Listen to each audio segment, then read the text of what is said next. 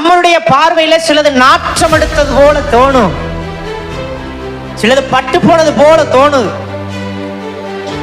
சிலது செத்து போனது போல தோணும். சாராளுடைய கற்பம் எப்படி இருந்துச்சான்? செத்து போய் கிடந்துச்சு.